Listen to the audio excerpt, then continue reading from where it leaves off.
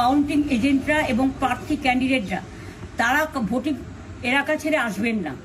Strong রুমে যেখানে counting হচ্ছে মানে সেন্টারে, সেখান ছেড়ে কেউ আসবেন না। এটা বিজেপির প্ল্যান। প্রথম 2-3 রাউন্ডে আমি কালকে থেকেই বলছি যে ওদেরগুলো আগে দেখাবে, আমাদেরগুলো পরে দেখাবে। এবং অনেক জায়গায় 2-3 রাউন্ড কাউন্টিং করার পরে প্রায় 100টা জায়গায় কাউন্টিং বন্ধ করে রেখে দিয়েছে। এবং কল্যাণীতে ধরা পড়েছে 7টা মেশিন, যেখানে কোনো মিল নেই। এটা টোটাল ফোর্সফুলি সেন্ট্রাল ফোর্সকে দিয়ে চারিদিকে তৃণমূল কংগ্রেসের উপর অত্যাচার করছে, অফিস ভাঙছে, জোর করে দখল করছে। এসআইআর নামে আপনারা দেখেছেন ভোট লুট করেছে যাতে যে সিটগুলো জিততে পারে। কিন্তু এখনও এমন 70টা সিট আছে, 100টা সিট আছে যেগুলো আমরা এগিয়ে আছি, সেগুলো বলছে না। টোটালটাই মিথ্যে নিউজ খাওয়াচ্ছে। আগে ডিআইসিও এই খবরগুলো দিত, কিন্তু তাকে কালকে চেঞ্জ করে দেওয়া হয়েছে।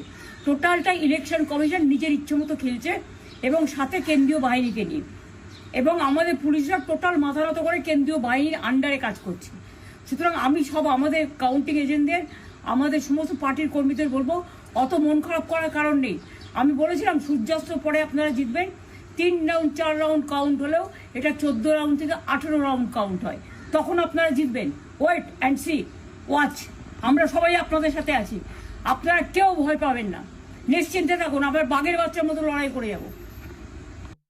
ममता बनर्जी को सुन रहे थे। हालांकि जो वो कह रही थी वो सीधे तौर पर यही नजर आ रहा था कि बीजेपी और इलेक्शन कमीशन से खासा नाराज नजर आ रही है और